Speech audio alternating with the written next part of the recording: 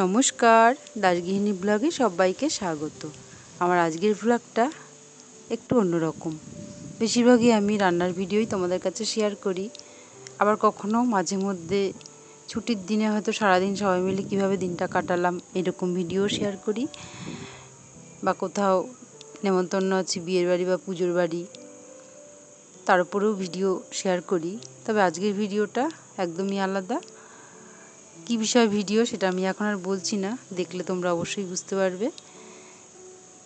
মনে হয় তোমাদের ভালো লাগবে, দেখতে থাকো। যদি ভালো লেগে থাকে তাহলে লাইক কমেন্ট করবে, আর আমার চ্যানেলে যদি নতুন কোনো বন্ধু এসে থাকো তাহলে চ্যানেলটিকে সাবস্ক্রাইব করে আমার পাশে থাকার অনুরোধ রইল। আজ সোমবার, এখন ঘড়িতে সকাল 5:30 বাজে। তো উঠেছি অনেকক্ষণ আগেই, 5টা নাগাদই উঠেছি ঘুম থেকে। তো উঠে ব্রাশ করে ঘর বারান্দাটা ঝাড় দিয়ে নিলাম। এখন আর বেশি কাজ করব না, বাড়ি এসেই করব।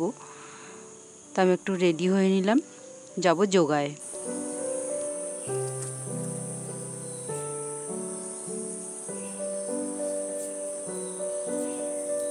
আয় আয় আয় আয় আয় আয় আয় আয় আয় আয় আয় আয় আয় আয় আয় আয়। প্রত্যেক দিন সকালে এই চালের ওপরে অনেক কাক পাখি আসে, তবে কাক খুব একটা দেখা যায় না, মাঝে মধ্যে দেখা যায় দু একটা, পাখিই বেশিরভাগ আসে। তা আমি প্রত্যেক দিন সকালে বেরোনোর আগে বিস্কুট বা মুড়ি ছড়িয়ে দিয়ে যাই। আর নিচে এক জেঠিমা থাকে, জেঠিমাও প্রত্যেক দিন রুটি ছিঁড়ে ছিঁড়ে দেয়। যাই এখন বেরিয়ে পড়ি, না হলে আমার এক বন্ধু যার সাথে আমি যাই ও এসে আবার রাস্তার মোড়ে দাঁড়িয়ে থাকবে। বাড়ির কেউ এখনও ওঠেনি, তাই গেটটাও আটকে দিয়ে গেলাম। বাড়ির কেউ না উঠলে না, মানে ঘুম থেকে না উঠলে বা বাড়িতে কেউ না থাকলে এই এক আমার বড় চাকরি। এই সমস্ত দরজা বা গেট এগুলো সব আটকে বেরোতে অনেকটাই সময় লাগে, তার জন্য একটু সময় নিয়েও বেরোতে হয়।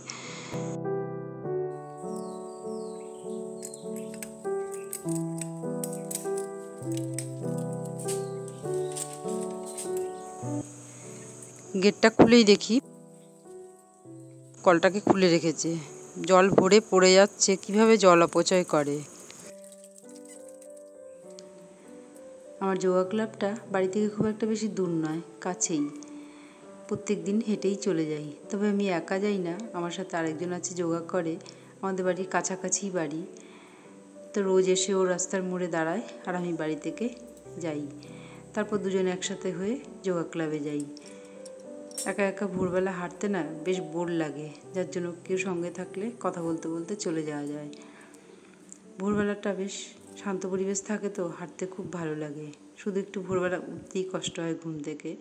আসলে আমার শুতে শুতে বেশ রাত হয়, তো যার জন্য ভোরবেলা উঠতে একটু কষ্টই হয়। তবে একবার উঠে যেতে পারলে তারপর আর কোনো কষ্ট নেই। প্রত্যেক দিন ভোরবেলা একটু হাঁটা যোগা করা স্বাস্থ্যের পক্ষে বেশ ভালো।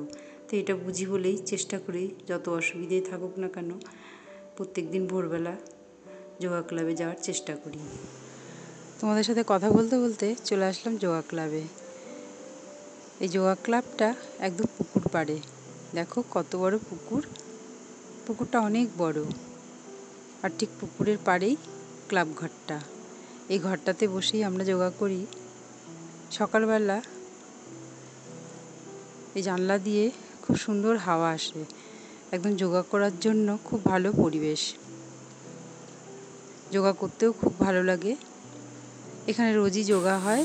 আমি আরেক জায়গাতেও যোগা করি, তবে সেখানে সকালে নয় বিকেলবেলা। তো সেখানে সপ্তাহে 3 দিন হয়, তো ওখানেও যাই। আর ওখানে তো রোজ হয় না, বাকি 4 দিন এখানেই আসি। তো এখানে যোগাটা না খুব ভালো হয়, ওখানেও ভালো হয়। তো এখানে যোগাটা বেশি ভালো হয়, কেননা সারা রাত রেস্টের পরে যোগাটা খুব ভালোভাবে করা যায়। যোগা ক্লাব থেকে 8টার সময় বাড়ি এসেছি। এসে তারপরে রান্নাবান্না করলাম, সোনু বাবা খেয়ে বেরিয়ে গেছে। তারপর বাকি কাজটা সেরে স্নান করে নিয়েছি। তা আমরাও রেডি হয়ে গেছি, এখন ব্যাগ গুছিয়ে নিচ্ছি। যাচ্ছি একটা জায়গায়, তোমাদের তো এতক্ষণ বলিনি। যাচ্ছি আমাদের কাকু কাকিমার সাথে বৃদ্ধাশ্রমে। তা কী উপলক্ষে যাচ্ছি আজকে বৃদ্ধাশ্রমে, ওখানে গিয়েই বলবো। চলো তাহলে, ব্যাগ গোছানো হয়ে গেছে, বেরিয়ে পড়ি। এখন 11:30 বাজে। কাকিমাদের বাড়ি আমাদের বাড়ি থেকে খুব একটা বেশি দূর না, হেঁটেই চলে যাওয়া যায়। ভেবেছিলাম হেঁটেই চলে যাব, কিন্তু রাস্তায় বেরিয়ে দেখছি এত রোদের তাপ আর গরম, তো কিছুতেই হেঁটে যাওয়া যাবে না। দেখি একটা টোটো পেলে টোটো করেই চলে যাব। কাকিমা বলেছিল 11:15 নাগাদ চলে এসো, তারপর সবাই মিলে একসাথে আশ্রমে যাব। আশ্রমে 12টা নাগাদ পৌঁছতে হবে। তো সেই জন্য একটু আগে আগেই বেরিয়ে গেলাম। সোনুর বাবা গেলে ভালোই হতো, আমাদের 3জনকেই বলেছিল, কিন্তু ওর বাবার আবার কাজের চাপ পড়ে গেছে, কামাই করতে পারবে না, তাই সোনু আর আমি যাচ্ছি। হ্যাঁ ডিম খেলো, ওই 30টা ডিম কি আসলো দাদা, এরপরে আমি আবার ডিম না, তোর ডিম নিয়ে আনতে, অত দূর থেকে ডিম আনতে হবে না, ভেঙে টেঙে যাবে। একদম ওসব করবি না, ওই রকমই প্যাকিং থাকে দিদি। ডিম কি আর আমার বাড়ির পাশে মুরগি খায় থেকে হয়, ওরা নিয়েই আসে ওইভাবে প্যাকিং। আমরা চলে এসেছি, পাশেই রয়েছে বৃদ্ধাশ্রম, তবে বৃদ্ধাশ্রমে এই মুহূর্তে গেলাম না, কাছেই রয়েছে গঙ্গার ঘাট। তাই সবাই মিলে ঠিক করলাম যে একটু গঙ্গার ঘাটে ঘুরেই তারপরে যাব। জায়গাটা এত সুন্দর, আর এই ফেরিঘাটের উল্টো দিকেই রয়েছে বার্নঘাট। আমি এর আগে 2বার এসেছিলাম, বেশ কয়েক বছর আগে, যখন আমার মা বাবা মারা গিয়েছিল তখন এসেছিলাম। তা তখনকার লুকটা ছিল একরকম, আর এখন অনেকটাই পরিবর্তন হয়ে গেছে, নতুন করে হয়েছে এই ফেরিঘাট। প্রকৃতি এত গরম আর মাথার ওপরে রোদের তাপ ঝাঁঝা করছে, তা সত্ত্বেও এখানে এত শান্ত পরিবেশ, আসলে যেন মনে হয় মনের যত রাগ দুঃখ। প্রচণ্ড রোদের তাপে গঙ্গাও যেন শান্ত হয়ে বয়ে চলেছে। এই গঙ্গার পাড়ে দাঁড়িয়ে এই মুহূর্তটাকে কাকিমার সাথে স্মৃতির পাতায় ক্যামেরায় বন্দি করে রাখলাম।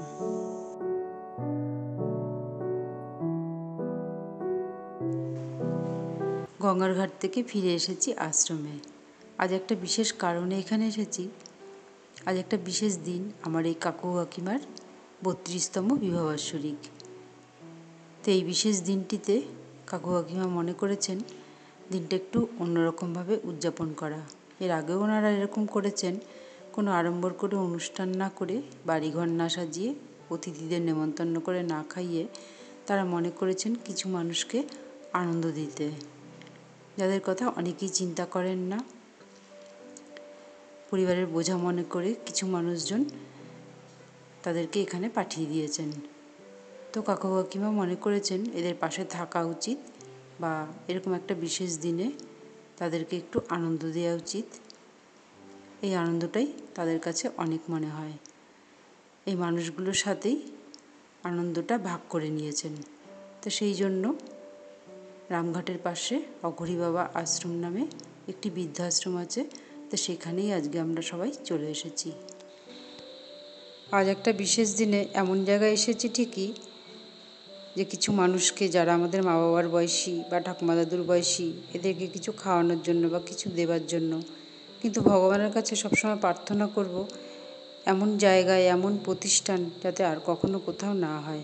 এর জন্যই চাইব এমন প্রতিষ্ঠানের আর দরকার না হয়, যে কোনো বয়স্ক মা বাবা শেষ বয়সে এসে তার পরিবার ছেড়ে, প্রিয় মানুষগুলোকে ছেড়ে এই জায়গায় এসে থাকতে হয়।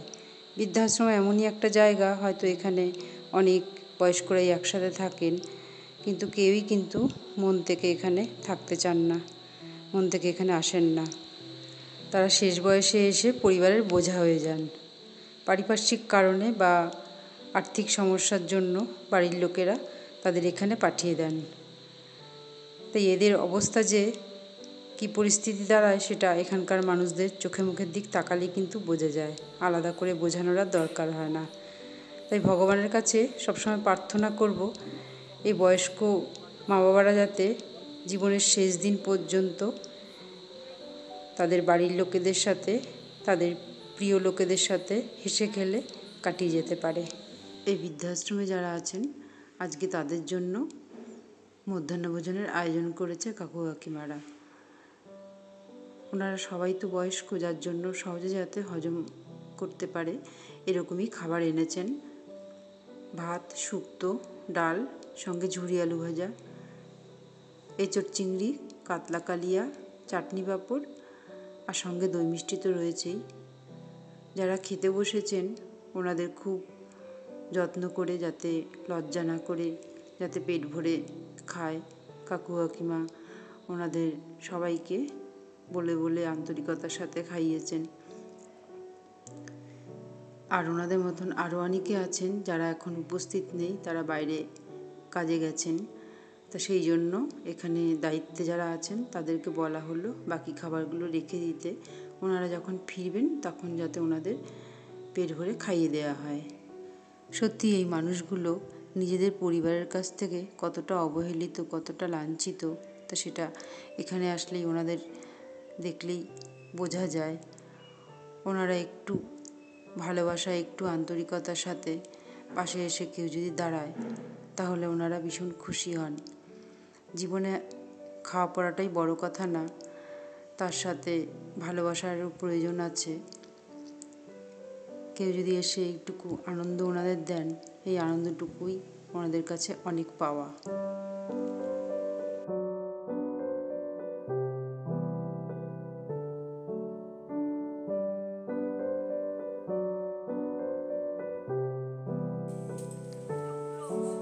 এখন আশ্রম থেকে কাকিমাদের বাড়ি ফিরলাম। তো এই দুপুরবেলা কাকিমা আমাদের কিছুতেই না খাইয়ে ছাড়বে না। কাকিমা অনেক দিন আগেই বলে রেখেছিল যে সবাই মিলে আশ্রমে যাব, আশ্রম থেকে বাড়িতে ফিরবো, তখন তোমরা আমাদের বাড়িতে খেয়ে তারপরে বাড়ি ফিরবে। তা আমি কাকিমাকে বারণ করেছিলাম যে খাওয়া দাওয়ার ঝামেলা করতে হবে না, আশ্রম থেকে ফিরে আমরা বাড়িতে এসে খেয়ে নেব। তা কাকিমা কিছুতেই শুনবে না, যে তোমাদের জন্য আলাদা করে আয়োজন কিছু করছি না আমরা, ওনাদের যা খাইয়েছি সেই খাবারগুলোই আমরা বাড়িতে বসে সবাই মিলে একসাথে খাবো। তা কাকিমাদের বাড়ি আসলাম এখন দুপুরবেলা খেয়ে দিয়ে তারপর বাড়ি ফিরবো। চলো, বাড়ি এসে গেছি। খুব কষ্টেই দুপুরবেলা বাড়ি আসলাম। রাস্তায় কোনো একটা টোটো নেই। এই দুপুরবেলা কাকিমারা তো কিছুতেই আসতে দেবে না। বিশ্রাম করো, খেয়ে দিয়ে উঠেছো, বিশ্রাম করো, পরে যে রোদটা পড়লে না, বাড়ি খালি রয়েছে তো তাই চলে আসলাম। আর সারা রাস্তায় তো একটা টোটো পেলাম না।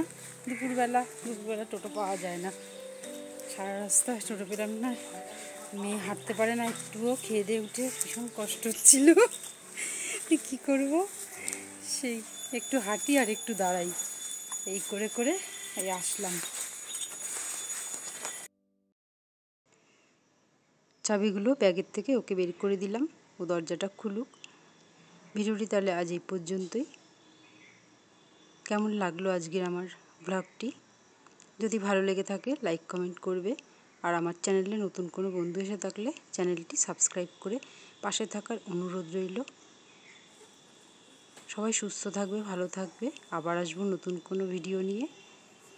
এতক্ষণ আমার সাথে থাকার জন্য অসংখ্য ধন্যবাদ।